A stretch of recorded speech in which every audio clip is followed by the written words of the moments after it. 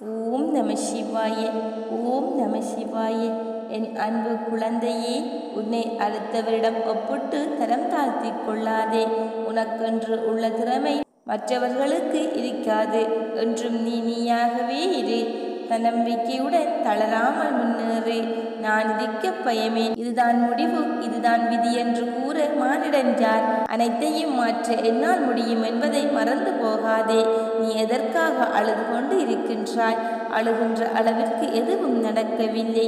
நான் உன் வாழ்க்கையில் சிறு சிறு பிரச்சனைகளை உனக்கு உண்டாக்குகின்றேன். ஏன் தெரியுமா?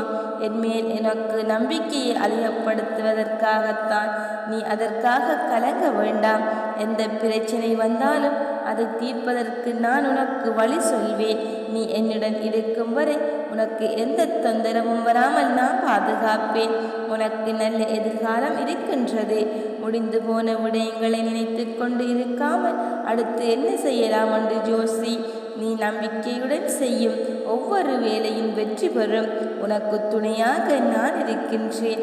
மறந்து போகாதே, உன்னை கைவிட மாட்டேன். இதற்காகவும் கவலைப்படாதே. நிச்சயம் என் கைகள் உன்னை உயர்த்தும். பயப்படாமல் இரு. உனக்கென்று நான் இருக்கின்றேன். நீ ஏன் பிறரிடம் நிலையில்லா அன்பால் ஏமாற்றம் அடைகின்றாய்? அதனால் உன்னையே நீயே தரப்படுத்திக் கொள்கின்றாய். உண்மையான அன்பும் என்றும் ஏமாற்றம் தராது. எந்த உறவிலும் கனிவாக கேட்பதும் கருணையோடு கொடுப்பதும் உரிமையோடு பெறுதலும் இருந்துவிட்டால் தலைமுறை கடந்தும் உறவுகள் தொடரும். விழுந்து விட்டோம் என்று கண்ணீரை சிந்துவதை விட எழுந்து விட்டேன் என்று கூறி புன்னகை செய். இவ்வுலகில் உன்னை வெல்ல யாராலும் முடியாது. எதிர்பார்ப்புகள் இல்லாமல் வாழ்ந்து வாழ். ஏமாற்றம் இல்லாமல் வாழ்வாய். எத்தனை நாட்களுக்கு பிறகு பேசினாலும் சிலரிடம் மட்டும் அதே உரிமை குறையாது. பாசம் வெளிப்படும். அப்படிப்பட்ட உறவு கிடைப்பதெல்லாம் வரம். வாழ்க்கையில் எதுவும் நிரந்தரமில்லை. எல்லாம் தற்காலிகம்தானே. யாரையும் ஏமாற்றும் எண்ணத்தோடு பழகாதே. உறவாக இருந்தாலும் சரி, நட்பாக இருந்தாலும் சரி, உண்மையாக பழகு. உண்மையும் நேர்மையும் காலம் செல்லத்தான் அதன் மகத்துவம் தெரியும்.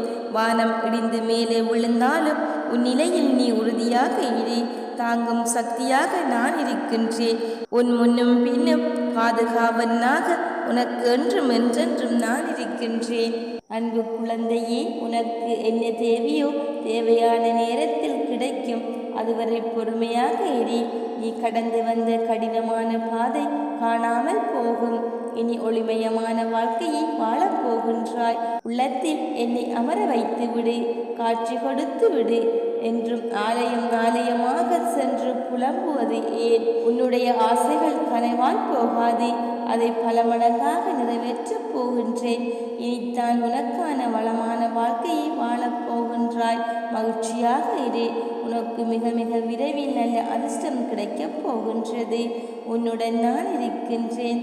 நீ எதற்கும் கலங்காதே. உன் பகைவனும் பாராட்டும் அளவிற்கு உன் புகழ் உயர்ந்து நிற்கும். ராஜ வாழ்க்கையை வாழப்போகின்றாய். நான் உனக்கு கொடுக்கவிருப்பது நீ எதிர்பார்ப்பதை விட ஒருபடி மேலாகவே இருக்கும். உன் மனமானது மிகவும் வலிமை வாய்ந்தது. அதை நல்ல எண்ணங்களால் நிரப்பும் போது அது வாழ்க்கை ஆனந்தமாக மாறும். உயிரே போகும் நிலை வந்தாலும் தைரியத்தை விடாதே. நீ சாதிக்க பிறந்த நீ துணிந்து நில். எதையும் வெல். ஆரம்பம் முதல் கடைசி வரை மாறாமல் கிடைக்கும் ஒரே அன்பு அது தாய் தந்தையின் அன்பு மட்டுமே. யாருக்காகவும் அவர்களை விட்டு விடாதே.